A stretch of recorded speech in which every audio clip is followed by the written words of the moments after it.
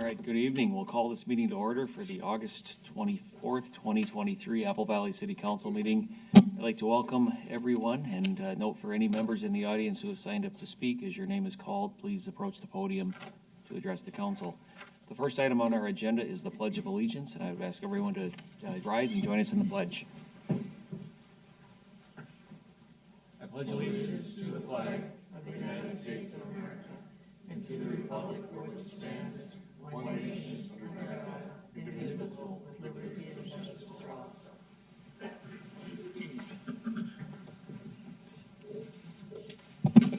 All right, thank you. The next item on our agenda is to approve the agenda, and Tom, I know we have a couple updates this evening. Yes, Mr. Mayor, Council, good evening. We do have one additional item, actually an updated item. This is item number 7 on your agenda, an updated calendar of upcoming events. You'll have that before you. We also have a handout for someone who we know is going to speak under the audience portion of the agenda tonight. We'll come to that here shortly. Wonderful, thank you. With that, do we have a motion to approve the agenda? So moved.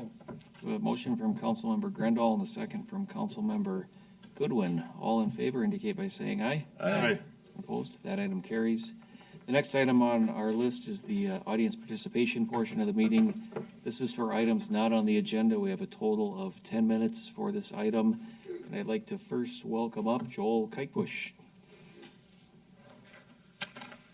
I think we've got a slide ready for his deal if we want to pull this up, because Joel was kind enough to provide it for us, so we didn't have to deal with the camera in the front.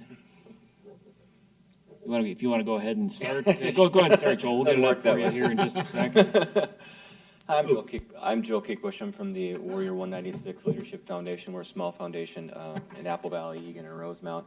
For 10 years, we've been putting on a 5K that honors 5 graduates from ISD 196 who were killed in action between 2006 and 2011 in Afghanistan and Iraq. The scholarship dollars that we raise goes back into the school district to the 4 comprehensive high schools in the form of scholarships. In the past 10 years, we've done about $150,000 worth of scholarship dollars back into the kids in 196. I'm also a retired teacher from Eastview High School. Oh, okay. So it seems kind of weird that I'm here standing, I'm from Rosemount, talking to you guys about a race in Egan. But that being said, we do rotate the race. It's been in Rosemount High School, and it's been at all 4 of the high schools twice. So this is we're kicking back now for our 3rd round now, and it's up at Egan. Next year it'll come back down to Eastview. I just want to raise this as an awareness. It's a great event. It's a great community event. We usually have some of the Gold Star families that come out to the event, and they are incredibly appreciative to see that, you know, the communities of Apple Valley, Rosemount, and Egan have not forgotten their sons. If you look into at our website, which is it's at the bottom of the card, warrior196.org. There is a little dossier on each of the kids. These are some tremendous kids, and as a teacher, we as educators, we say you should live your lives above and beyond. And these kids listened to us. Sadly, their lives were cut short in their service to the country. So again, it was just to pop in and say, if we could get a little PR, PSA to get some folks registered for the race, that'd be great. Thanks, Joel. Thank you. Appreciate it. I have, this is a well put on event. I've done this I've lost count, 5 or 6 of the last 10 years they have done this. So we usually have a nice showing from our fire department out there as well to support this. And so, yeah, I'm sure the rest of our local cities are watching this, but it would be great to see some contingent from our maybe Egan and Rosemount councils also show up for this event. So in case they're listening for a challenge. So Joel, thank you for your efforts in organizing and for the foundation too. Bet. All right, next we have Adam Earhart Swanson, and I hope I pronounced that correctly. Come on up.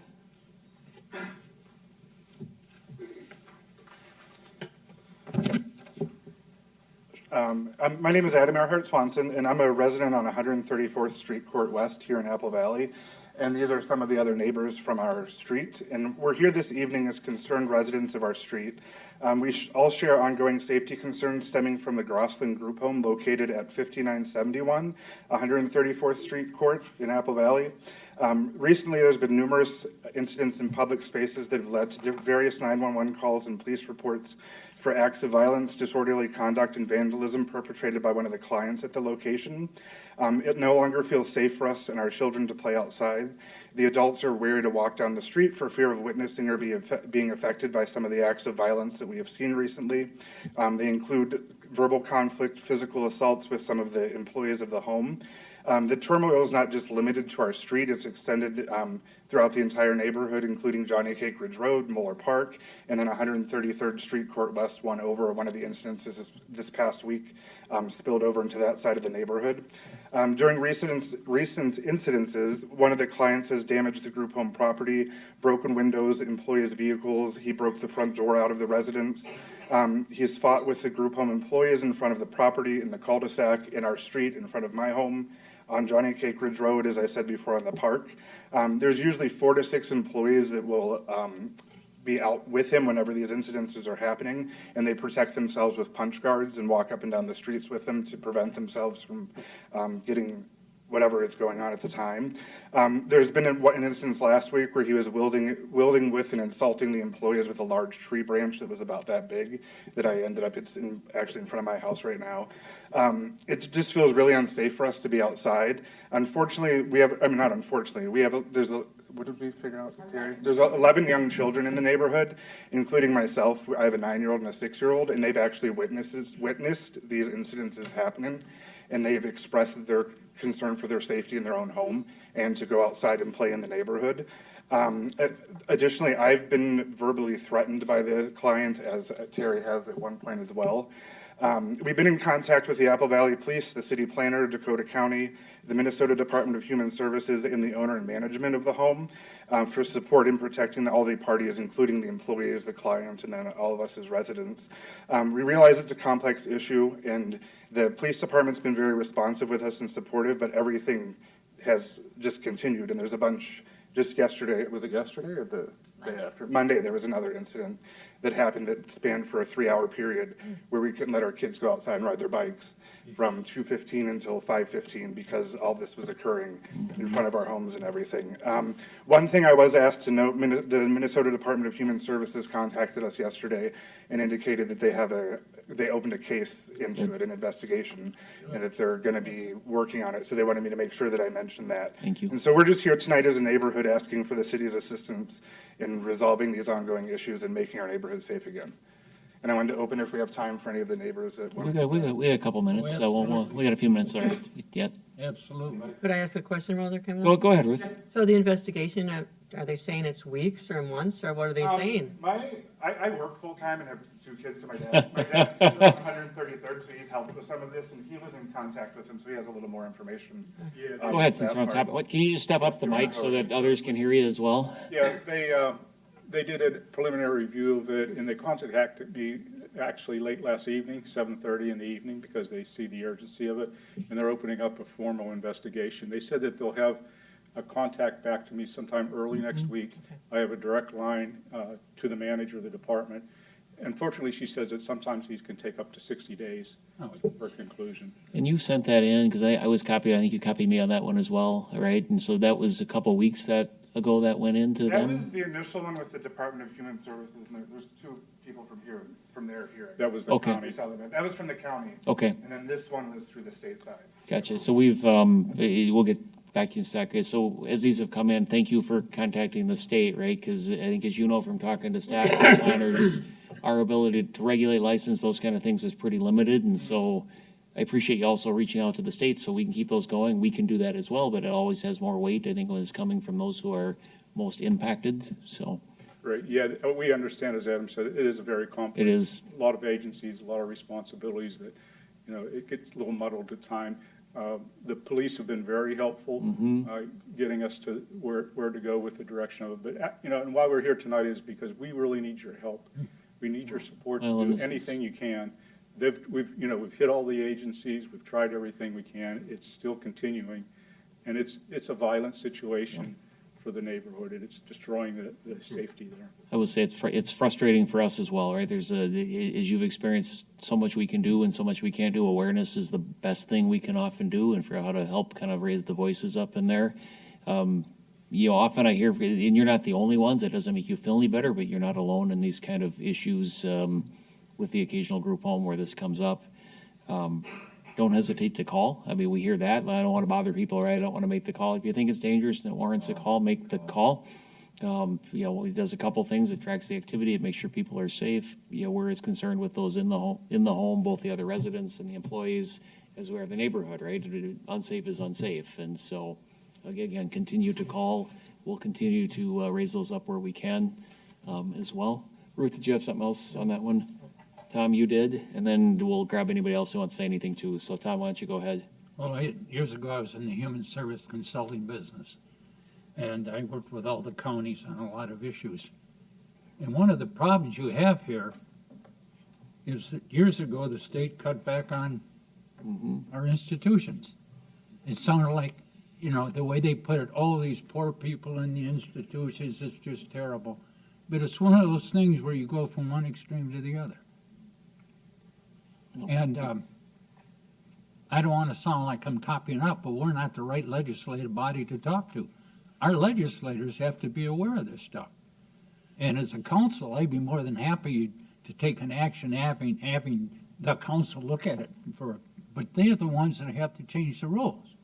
Now, there's a gentleman out here from Dakota County Human Services. I'm sure he could tell you the same thing.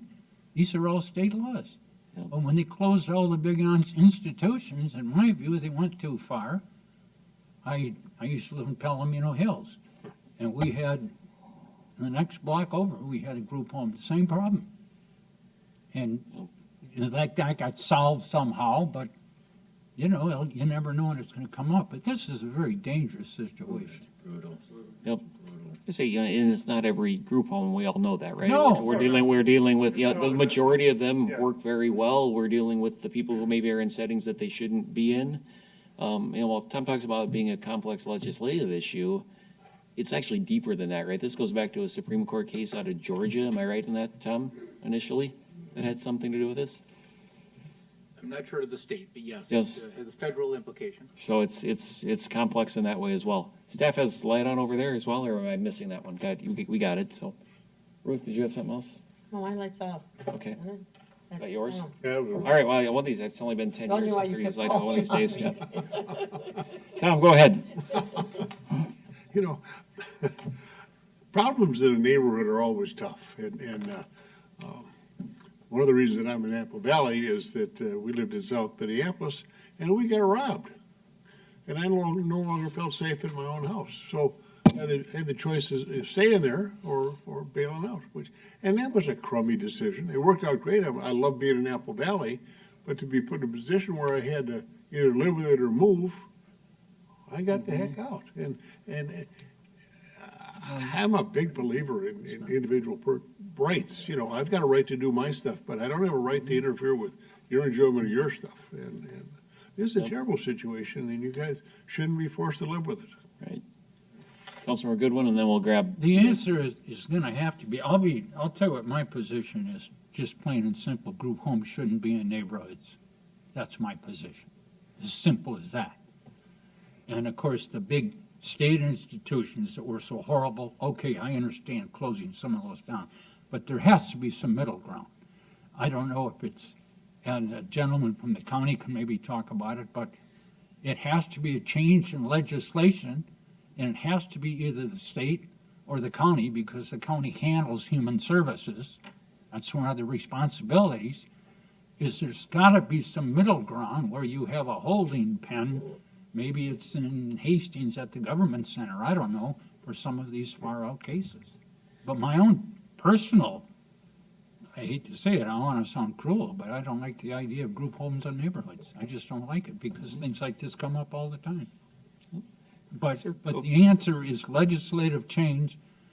Our legislators got to know about it, and there has to be some change, and it has to be handled through the Human Service Department. Sir, do you mind stating your name for the record, and go ahead? I'm Bob Schutte. I live on 134th Street Court West. The reference was made earlier about a safety shield. For those of you not familiar, it's about yay by yay, well, maybe 3-4 inches thick. If you watch football practice, you see the guys wearing those and other guys run into them. So you've got staff members wearing these safety shields. to protect themselves. From this guy. And so that's that. I was wondering if the council might consider suggesting upwards in the legislative thing, a 3 strikes and you're out kind of thing. If you, 3 strikes, as a, if you can't put in a program in place for that individual, and rather than letting it continue. Now, previous resident didn't really bring it out on the street, but brought it in the house there, but he had like over 40 police calls. And so that one was kind of contained, but this gentleman that we're talking about he's too big, he's taller than me, you'd think he was a football player. So that's our concern. Great, thank you. No, let them finish. We'll let them finish. Come on up, if you don't mind stating your name for. I'm the record, Carol that'd be Luce, I great. live on the corner. And some of the neighbors have videos of him beating up other residents, just literally pounding on them with some of the others standing around. So not only is it difficult for us as a neighborhood, but I can't imagine what it must be like inside that group home. For the other residents, I mean, and there's younger people in there as well as older. So, I mean, it's a foster facility for younger How old is people. this guy? Yeah, we're not. We have pictures of him, but he looks like he's Right. probably around Oh, he's that. a young guy. Yeah, he's fairly young, yeah. I was initially told he was through the foster program, so he was somewhere between 18 to 21, or normally under 18, but he might be a little bit older because he might be receiving services or something, but then the state seemed to allude that he was a little bit older. And there is information, right, for all kinds of reasons. You're never gonna know all of those Yeah. pieces, but I think what we're focusing on is behaviors and impacts of those behaviors. In And this for one. some reason, he seems to want to push people into Johnny Cake Ridge Road. It seems to be something he likes to do. So he's got those shields, and they're using them to shove people. I live on the corner, and people go fast on that roadway. And I've seen him push people in the roadway. I think one of the neighbors saw him with a young boy that was riding his bike, and he was trying to get to them, and the staff was holding him back so that he could push the little boy into the roadway. This is a safety hazard for not only, him, but also anyone that he's coming in contact with. And pushing people into Johnny Cake in front of cars is crazy. I saw him run in front of a car one day. It was just like he was standing in the corner, talking to himself, looking the other way. All of a sudden, he turned around and literally bolted in front of a car. I don't know how the car stopped. I honestly don't know how they managed to stop. And they were so stressed. They pulled over the side of the road, and the guy comes out and starts getting after him. He could have hit and killed him. Can you imagine? Well, I mean, the driver, and nobody wants to have that happen. And that road is so dangerous. I'm not sure why he chooses to push people into the road, but it seems like something he wants to do. And so I won't even walk my dog anymore outside because I think it's too dangerous, even for me. Thank you. I have some more. Councilman Bergman was up next, and then, Let them yeah, okay, if you guys let don't all mind, the well, residents anybody else? say what they want. I, Your name? oh, Your name, please. Kay Schutte, and I've you. lived for probably close to 36 years on this street. And I just wanted you to know, it is a one-block cul-de-sac street. Yeah. Yep. So, and the damage has occurred up at our church on the corner. Constantly pulling plants out of the planters, pulling our rain chains down, and things like that. And a lot of the physical things occur up in that area. I think they do try to get them up there away from the other people, but we have no sidewalks for our kids to do anything on. It's ride the, if they want to visit with neighbors, they have to ride their bike down the street, and they can't do it now. So I'll quit. Oh, thank Kind you, of what Kay. she was saying, that the employees won't park at the home anymore. They park either in front of my house, which is right across the street from the church, or in the church parking lot. Which is And then the weekend before last, he did damage one of their Don't vehicles. just slide for the micro. No, just anybody at home can't hear you. Yeah, and then the Somebody weekend should be before heard. last, I actually called, because we have a screen room on the front of our property, and we were in the screen room with some friends, and there was an altercation occurring out front. And it was later, but we had called, and then I found out later he damaged one of the employees' vehicles in front of our house. Thank you. Oh, yeah, he lives right next door. Gotcha. Anyone else? I just want to, one of those I wish we could solve instantly, right? And yeah, I think talking about it, so, yep. If not, Councilmember Bergman was up first, I believe. I feel for you folks. I think the system is flawed a lot, and if we have a county representative here, I understand the We'll call police. up in a sec. The police have their hands tied, but between the county and the state, they gotta get their act together. And the reason I guess I'm a little, irate about this is I feel for you folks, but I live 6 houses from a group home, and this group home has been around for 30 years. I've been there about 32 years. And every day I see a phenomenal gentleman walk to go bowl every day across Cedar Avenue and everything. But to hear what you folks go through, that's totally wrong. And if it takes this long to get resolved, that's another problem on it. But I have no problem with a group home. I'm fortunate that there's good residents there, but for what you folks have to go through for the amount of time, some people better start getting their act together on this. Councilmember Goodwin, you were up next, and then Councilmember I Brennan. don't want to sound like the city council is copping out again, but there's other people you can talk to. We have an outstanding county commissioner, Mary Heeman Rowland, who used to be our mayor. Used to be on the school board with Mr. Schutte. Were you on when they still had buckboards or horse and buggy or? No, but we had to vote at 10:30 at night to extend the meeting. Because she Okay. kept And talking. they would go till 1 o'clock, and now if they go to 8 o'clock, it's a long meeting. Mm-hmm. And I'm going to correct myself too. I don't want to sound as mean as I sound. I was okay when the group home started because of what they wanted to do. But when this kind of stuff, let me tell you what happened to the group home near my house. It wasn't one of the residents. There was a big fight in the front yard one time between one of the staff members and her boyfriend. I mean, I would accept group homes in a neighborhood if they didn't hurt you and your home values. But anyway, I'm serious about this. Mary Heeman Rowland, our commissioner, please contact her. She's a wonderful commissioner, and she'll be very, very much, she'll want to get involved. Who else? Ruth? Thank you for having us. Oh, absolutely. I'm surprised this facility has any staff left, because I wouldn't tolerate that, having your vehicles and physical bodily harm. I can't believe they have anybody working there anymore. You have very passionate people in those industries who want to help people. It makes it hard to exit. No. So, yeah, but yeah, you tolerate a lot in that job, no doubt about it. It's just unbelievable. Yeah. I have Sir, go ahead. one more item, one more question. So we'll get some response, initial response from the state next week. But is it possible, maybe if you go back and think and maybe give us a primary point of contact on the council to work this with us? Yeah, I think Tim would probably be our primary point of contact with planning and code enforcement. Those are Tim's, and certainly, yeah, I'd love to see those responses. I think some of you have got me on messages, so keep doing that, and if not, it's on the website. I've asked others as they've sent things into the state to also make sure we're aware, because, right, it helps if we're aware of the issues as we have conversations with legislators, with county commissioners, those kind of things. So the more we're all aware of the stuff, it's helpful. But yeah, Perfect. Thank you. please stay in touch. Thanks. Yeah. We do have a couple. Stay safe. We do have a couple folks from the county. Would love to hear from you if you're willing.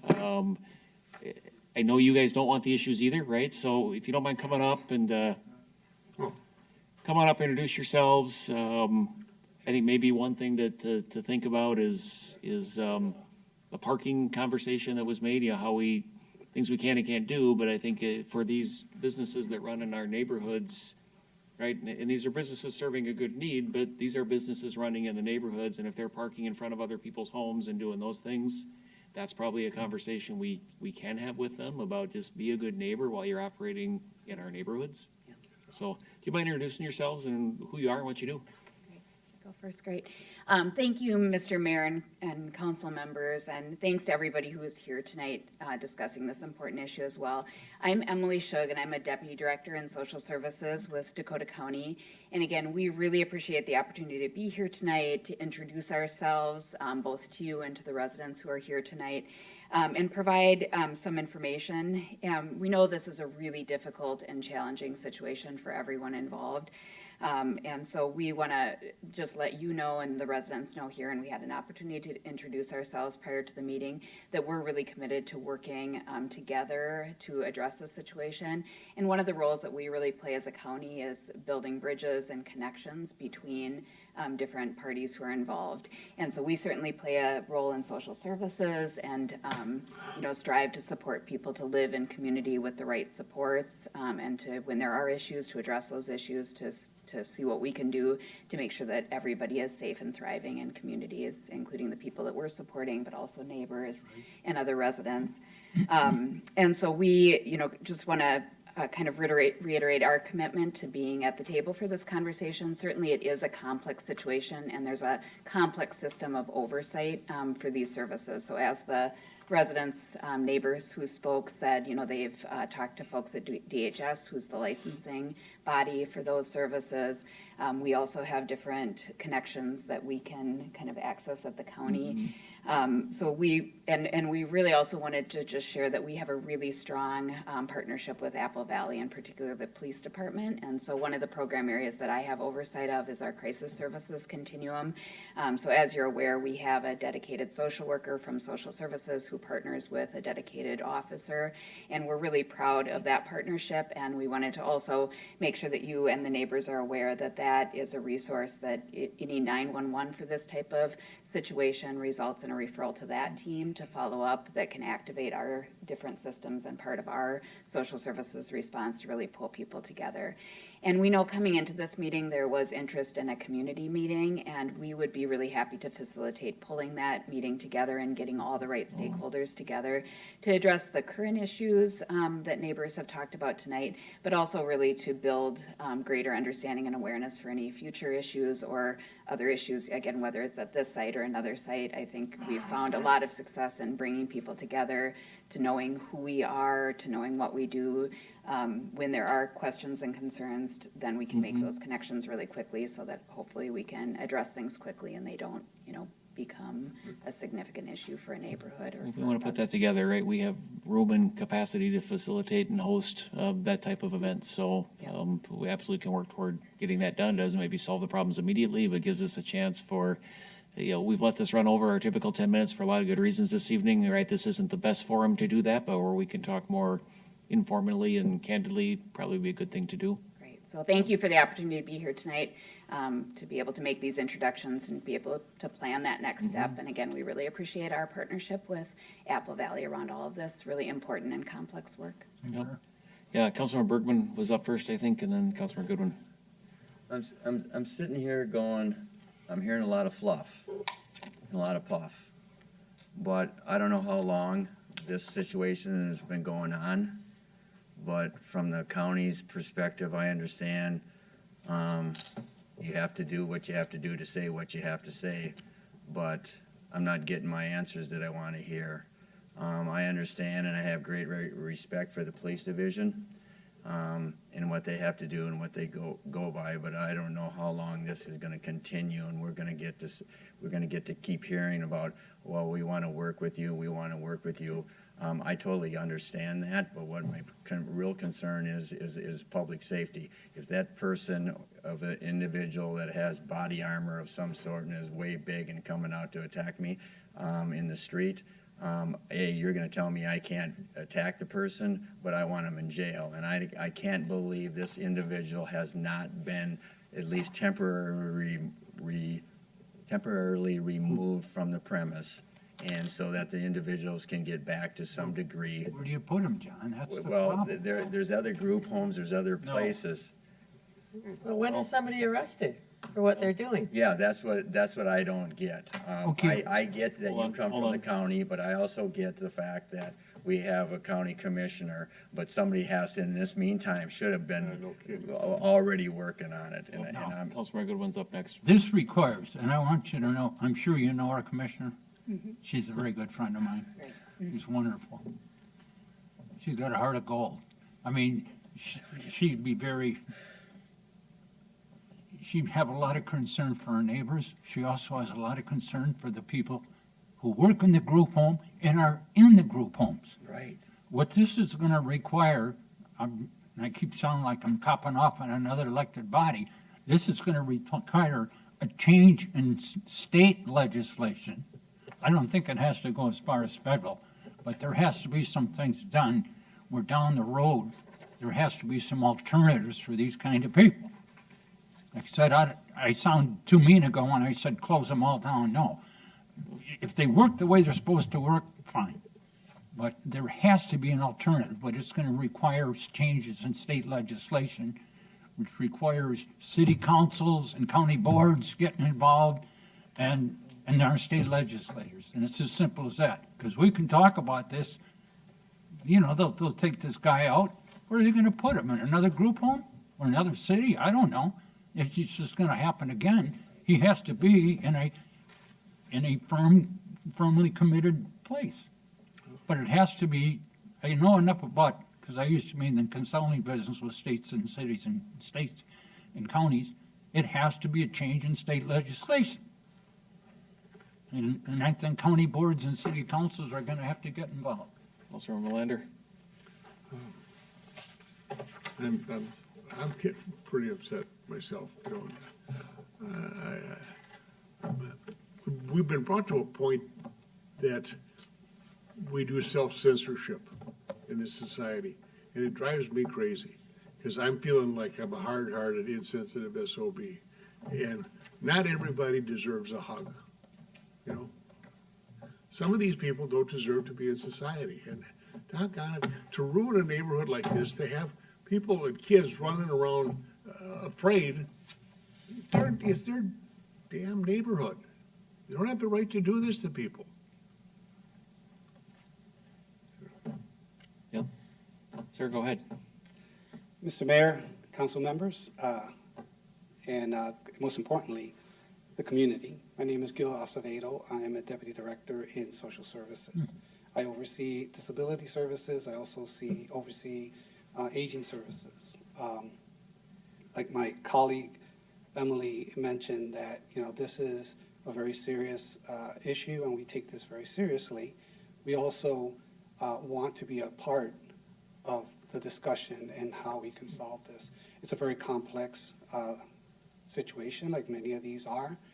And I understand Council Members Bergman concern that we're providing fluff. That's not our intent. Our intent here is to really just state what the facts are. And the fact here is that with our group homes, there's a complex licensing process, and it depends on who has jurisdiction over those areas. So that's why you have the state involved, and if you do contact the state, and the neighbors can tell you this, you contact the state, it depends on whether it's the Department of Health or the Department of Human Services and or the county. The county may not have jurisdiction over certain aspects of this, but we do get involved. We provide that connection with the community. We are also willing and very happily to be involved in a community conversation to facilitate that and see how we can move forward. Now, first thing and foremost is that this is the community, this neighborhood is the community for the neighbors, and we don't condone and don't even support the idea of people feeling terrorized in their own communities and that there's damage in the communities and things of that nature. A question that came up earlier was about, is this a federal issue? Is this a state issue? And this is part of the complexity, is that there is a Supreme Court judgment on this particular issue related to the Olmstead Act. And the state of Minnesota is following the Olmstead Act and has an Olmstead Act policy that supports that as well, supporting community inclusion for everyone. And residents' rights and those rights of individuals. And the rights go for the community neighbors as well as for the individual themselves. And so we have to look deeper to see how we can resolve some of these situations. But we are here ready to work with the community and support the community and do anything we can as a county to help facilitate that community conversation. And I hear all that, and here's my ask for whatever it's worth. Understand process, and these things take time, and there's complexity. But how do we get the resolution sooner, right? I mean, if I pull up on an accident scene and somebody's bleeding, I first stop the bleeding before I figure out what caused the accident, right? I think what we're talking about is what's causing the problem before we're stopping the bleeding. In the meantime, we got a dangerous situation that's continuing to occur. And the thing we've not talked about, right? We've talked about what a great job the PD does, and we know that. We have these situations. I might have 4 officers on, right, covering the whole city. They're all there, right? So we now don't have protection for the rest of the city to be served, or we're paying a lot of overtime. We're doing those things. So the impact is more than just on the neighborhood, right? We're funding these things. We're paying for them as well. Deeper subject than for tonight, right? These are for-profit entities running these homes in our neighborhoods, leasing the homes. I know people who've gotten into this business because it's a more lucrative business than putting that home on the market as a single-family rental. Right? That doesn't get talked about a lot, but the math is better. So yeah, how do they become part of that solution as well? But that's a topic for another day. I think whatever our next conversation is, how do we solve the problem sooner so they don't linger on for months and months, right? Hurt or killed. 60 days is one thing. That's the investigation. I understand that. That needs to happen, right? That's due process. That person needs to be treated fairly. But in the meantime, we need to stop the problem. And that's where I see the gap. I don't ever hear when I hear these first time I've talked to many of you, we've talked to other neighbors. I've not talked to an unreasonable neighbor yet, right? And they're not saying I don't want these people in my neighborhood. They're saying somebody come fix the problem and don't make me wait 2 months, 6 months, 9 months. Don't make it happen 14 times before we do something, right? How do we get to that point? We're not going to solve that tonight, but I think that needs to be the top of the list. And then we can talk about what legislation needs to change, right? And how we do things differently. But how do we stop this immediate problem right now? And I know there's not a great solution, right? There's not an easy place to have people move to. They got to go somewhere else. I know the institutions don't exist. I know it's complex, but we got to figure that one out. Ruth. Well, like I say, all I heard was complex, look deeper, conversation, and investigation. If somebody gets pushed on Johnny Cake and gets killed, somebody's going to be held accountable here. Right. We can't have somebody out there doing these things. And so we just can't sit around with process and wait for something bad to happen. I'm going to say one more time, it's a matter of changing some state legislation. I can tell you right now, I plan on talking to Commissioner Mary Heyman Rowland about this issue, and I'm sure you good folks will be hearing from her. I'm just happy we have her as a commissioner, because she's a good person. But there has to be some changes. But what can a council do? We can't pass an ordinance or something that says, oh, this guy has to be stopped. And to answer one of your questions, Ruth, right now under the law, if this guy is, even if he does something like push somebody in the road, because of his mental state, he's not going to go to jail anyway. How do you know that? Why can't he be arrested just like me if I do that? Because you're sane, Ruth. All right, so So you can just go kill people. Yep. And No. nobody's doing anything. We have to change the state law. And another group that should get involved, quite frankly, is the Association of Minnesota Counties. I used to be the client of this Association of Minnesota Counties. I was their client. And I'll tell you what, that's what, I mean, I was in the state human service, county, city, human service consulting business for 30 years. I've seen these problems all over the country. So let's do this. As much as we'd all love to, we're not going to solve this in the can't. next hour or two. But let's, we talked about this community meeting idea as a place to start, right? Let's start there, because I don't have a better idea, honestly, right now. But we do have to figure out, legislation's not going to do it overnight. We need to figure a quicker solution than for waiting for legislative change to stop the immediate issue. So let's see if we can figure that one out. We're willing to play our part where we can, but truly much of this is out of our control. It's truly out of your control as well. So we need everybody who's got a piece in there to do that. So. Oh, I'm sorry. You're sitting right in my line of sight there. Yeah, if you got one more thing, I'll take one more comment, then we do have to get on with the rest of the meeting, but come on up. And our friends from the county, thank you for coming over tonight. Yeah, thanks, Tony. Is there some way that you can authorize the police force to be able to help us more?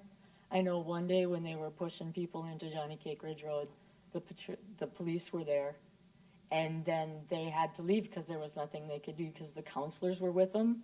So they left, and right after they left, they started shoving people into Johnny Cake in front of cars. People were slamming on their brakes.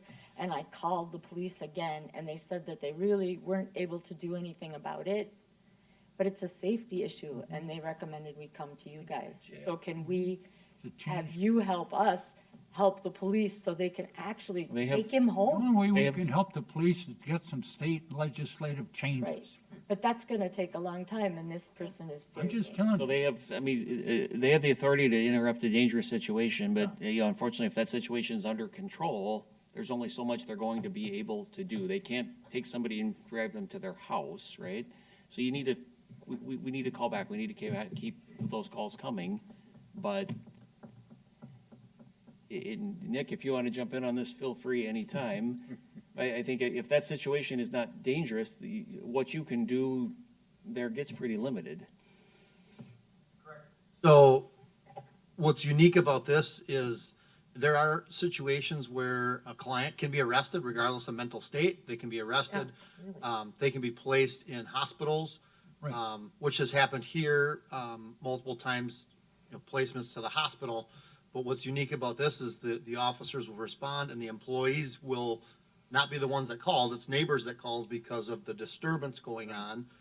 The employees, in order to arrest someone or charge someone with assault, you need a victim of that assault, and these employees are not claiming to be victims, not wanting to press charges because that's this person's, I guess, baseline and they are trained to deal with that. So, when we get to a scene and the employees are telling us, we're okay, we don't need any help, we're still working on this and we're gonna get the person back, it really limits in what everybody, the general public looks at in general and says police officers should not be the ones dealing with, we're not the mental health experts, so we're there for the public safety and a response to a crime. And when we don't have a victim of a crime and don't have a crime taking place, it limits us. And so what's happened in a couple situations is our officers have just at least backed away and gone down to where they have said, okay, we're going to sit out by Johnny Cake and be out of sight of this person. Maybe that helps, maybe it doesn't.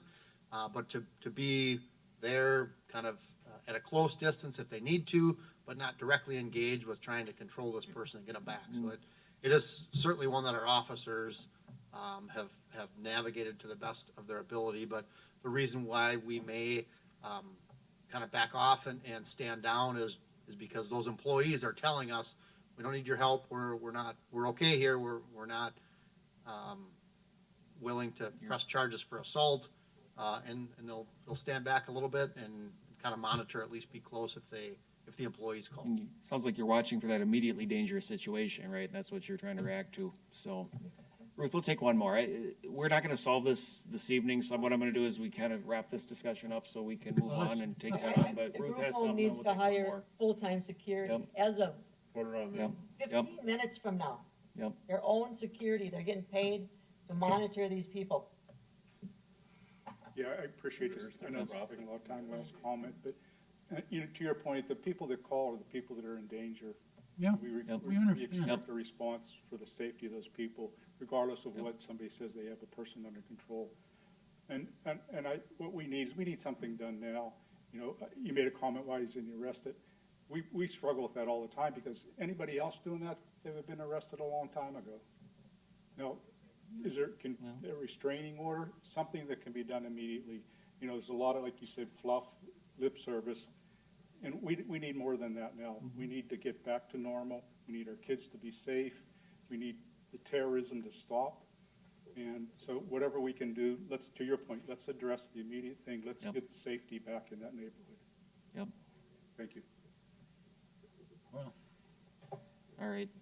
Thank you all. This is one of those you wish we could solve this evening, right? Or honestly wish we could have solved 6 weeks ago or 10 weeks ago or 12 weeks ago, but thank you. Please Mayor. keep me informed. Mayor, another Oh, point. go I'm ahead. just telling you, one of the problems, I've worked with it in this area for 40 years. In the group home situation, the people that work in the group homes, the people that have to handle these characters, would like to see some changes too. But you know what one of the problems is? The people that own the group homes and want to maximize profits don't. So this whole thing is going to require legislation at the highest level that has to include the group home industry. I mean, it's great to say, let's do something now. I don't know what the hell we do. But this is a very serious issue, and it's got to be addressed at a much higher level. Got to be a mechanism. All right. Again, thank you. You guys are more than welcome to stick around for the rest of this show. We can talk about Parks Referendum if you'd like. But thanks for coming out. Thanks. This is a mess. All right, Carol, where I am on this agenda, the next item is well, we don't really want to do this long, so you throw me off a bit. But the next item is our approval of our consent agenda. These items are considered routine and will be enacted with a single Everybody motion. gets a tranquilizer first. Unless a council member or citizen requests to pull an item. Council members, are there any items you'd like to pull from consent and discuss separately? Hearing none. Anyone in the audience? Seeing none there, do I have a motion to approve consent? A motion from council member, I had Melander first, then I had a second from Bergman. All in favor indicate by saying aye. Aye. Opposed, that item carries. That moves us to our regular agenda. For 5A on our agenda is the update on the Park and Recreation referendum. I've not struggled on those words in that order before. Eric Carlson has this item.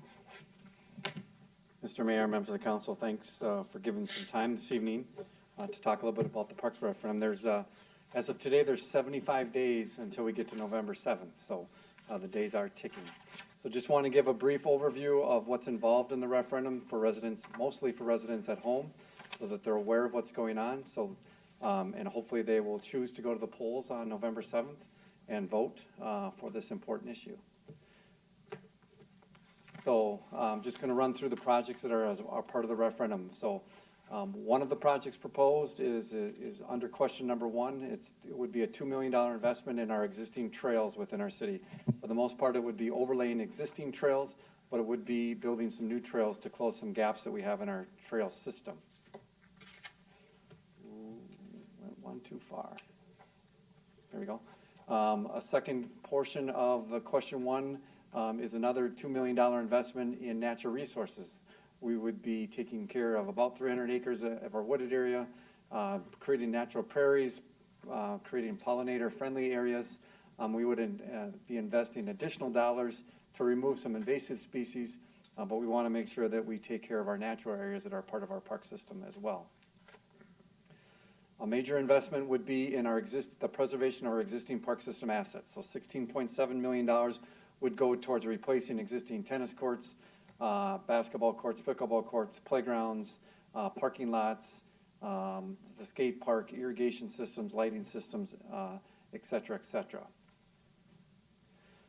Then again, under question number one is an $8 million investment in the existing Apple Valley Family Aquatic Center, updating mechanical systems, refurbishing slides, the pool shell, things like that. Also adding some shade.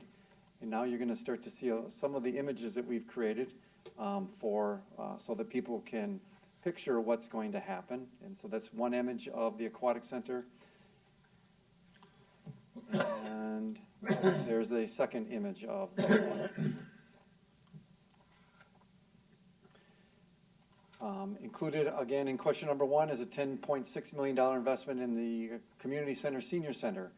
Expansion of the coffee lounge found at the senior center, some additional program space for both seniors and for recreation programs, a small fitness space, an indoor playground, connecting the two buildings together through this addition, meeting room upgrades, and then construction of some pickleball courts between the existing senior center and Hayes Arena. And so here's a rendering of what that might look like. There you go. A rendering of what the pickleball courts might look like between the two buildings. Got an indoor playground. You've got a small fitness area. And then you've got the expanded coffee lounge.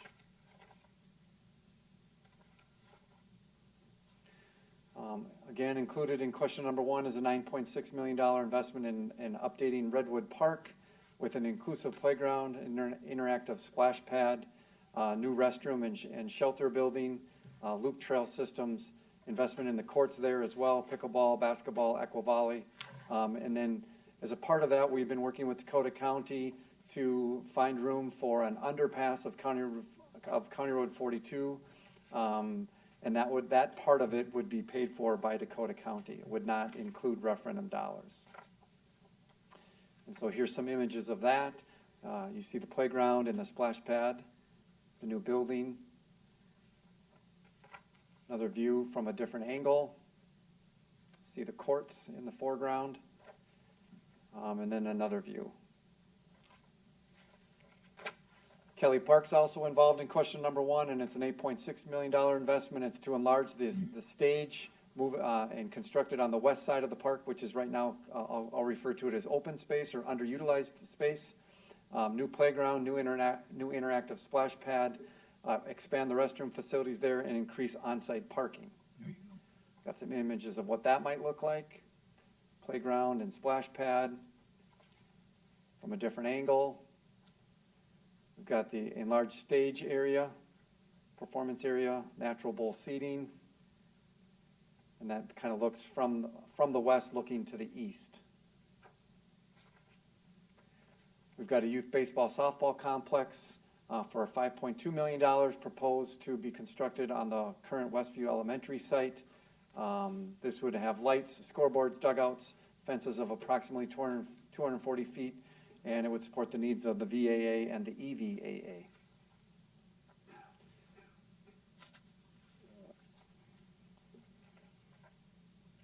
Some images of what that might look like.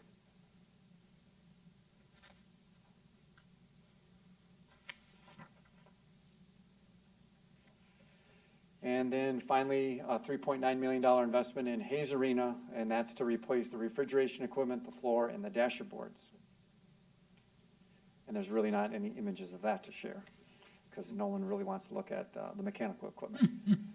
So this is kind of a table that outlines all of the different projects that are a part of question number 1, the investment, the monthly cost. So in total investment, question number 1 total $66.7 million, and it would be a $19.53 per month tax increase to the average home in Apple Valley.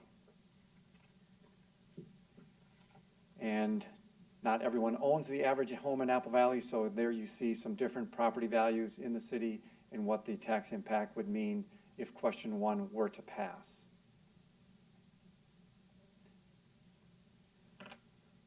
This is the ballot question that will be on the ballot for residents to consider voting yes or no. Simple majority of the votes wins the ballot question.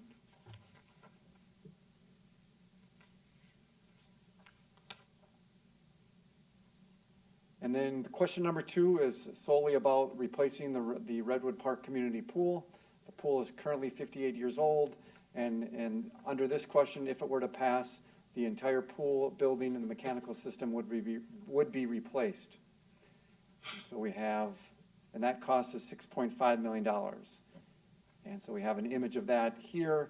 We still would have the inclusive playground, but instead of the splash pad, we would have a new pool. And this is from a different angle. Again, the $6.5 million investment on the average taxpayer would be an additional $1.90 per month.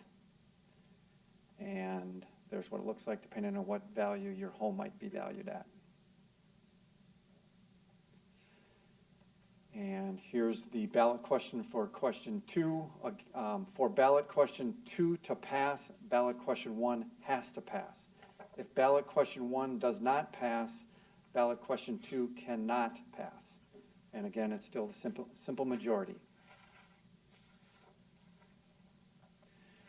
We will be mailing out a informational brochure to all Apple Valley residents. That should hit homes within the next 2 to 3 weeks. It'll look like the image that you see on the right-hand side of the screen. Council has a copy of it this evening.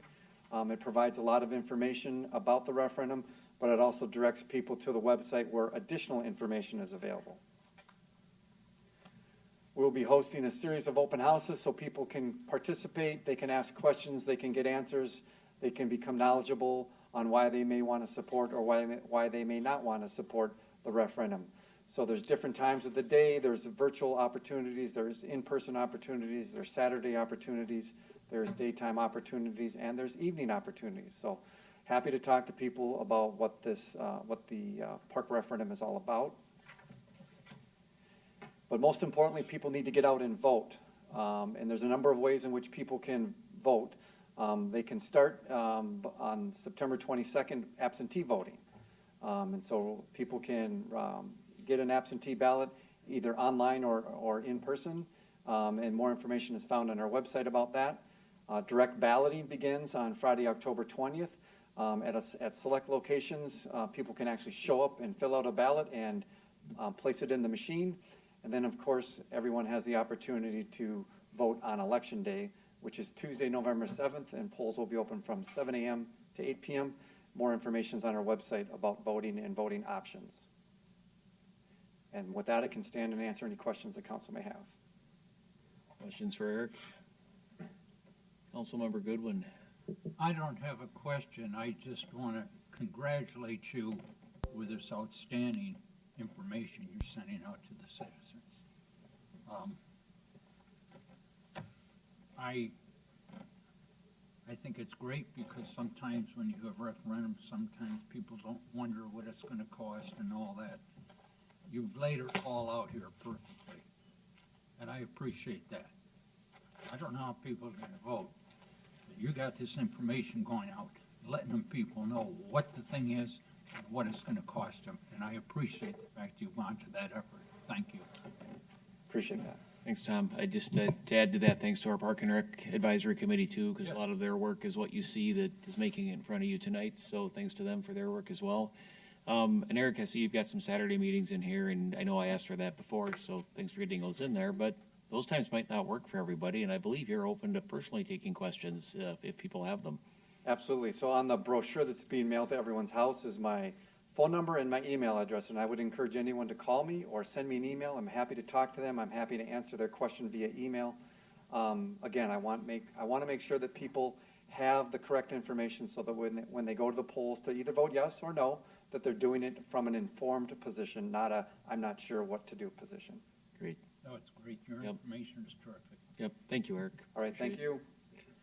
We'll move on to staff and council communications. I know we've got a public safety update, Tom, and maybe a couple other things. Mr. Mayor, good evening. Yes, we have two staff updates for you tonight, and before we get to the public safety one, I just want to make a comment about Councilmember Bergman, who recently has now been appointed as the at-large. You should be worried, yeah. This relates to the Metropolitan Airports Commission. They have an organization called the Noise Oversight Committee. It is made up of a balance of community members and industry representatives, and Councilmember Bergman has been chosen, voted in, to represent what's called the at-large cities. The at-large cities, there's actually 7 of them: Apple Valley, Burnsville, Inver Grove Heights, St. Louis Park, St. Paul, Sunfish Lake, and Edina. And Councilmember Bergman will be representing all of those cities on matters related to airport noise. So congratulations on that appointment. Thank you, Tom. And John, thank you for serving. I can't think of a better person to do that. So if we have a problem about noisy planes, we just call John? You live the closest to the airport. You haven't complained yet. All right. It shows the respect all these Right. cities have for what Absolutely. you do, John, on No, that, and I absolutely. thank you for doing it. No, And, you know, this used to very be a big important. issue when, many years ago, we had meetings and meetings and meetings. And you, I think, helped to calm that down by representing the city, but at representing other cities at large, so thank you. In all your years at the airport, you have a really good background of right why that's important to us on both sides. So it's great to have you there. Thanks for donating more of your time to Apple Valley. So, Thanks. If I may make a comment, I've had great leadership through cities that have their own representation.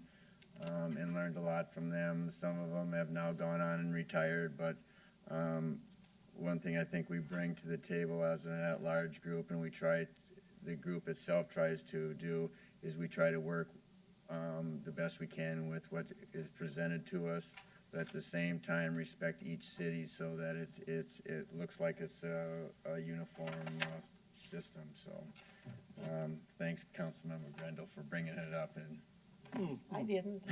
yeah, That's Tom's fault, so. well, All right, we've got a update from our police chief as well, I believe. Nick, come on up. This is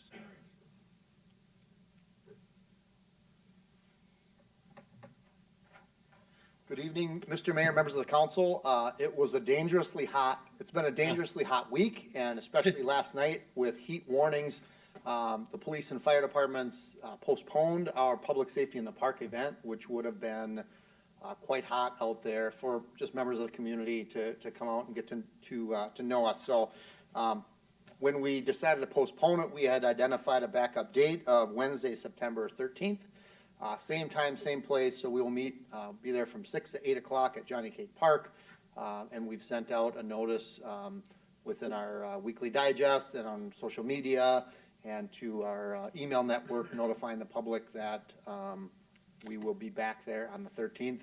With any luck, we'll have a little bit cooler weather than that. And maybe with school starting, it might give us an opportunity to get the message out to schools and increase our participation for our first annual public safety in the park. Great, thank you, Nick. Thanks. I think that's it for announcements. Council members, anything? I almost forgot to ask. All right. Our next informal city council meeting is Thursday, September 14th, at 5:30 p.m. Our next regular city council meeting is Thursday, the 14th at 7. And just a reminder that city offices are closed on Monday, September 4th in observance of the Labor Day holiday. With that, do I have a motion to approve the calendar of upcoming events? So moved. second. Motion from Councilmember Grendel, a second from Councilmember Goodwin. All in favor, indicate by saying aye. Aye. And that's the end of the list. Do we have a motion to adjourn? So moved. second. A motion from Councilmember Grendel, a second from Councilmember Bergman. All in favor? Aye. Aye. All right, thanks, everyone. Have a wonderful weekend.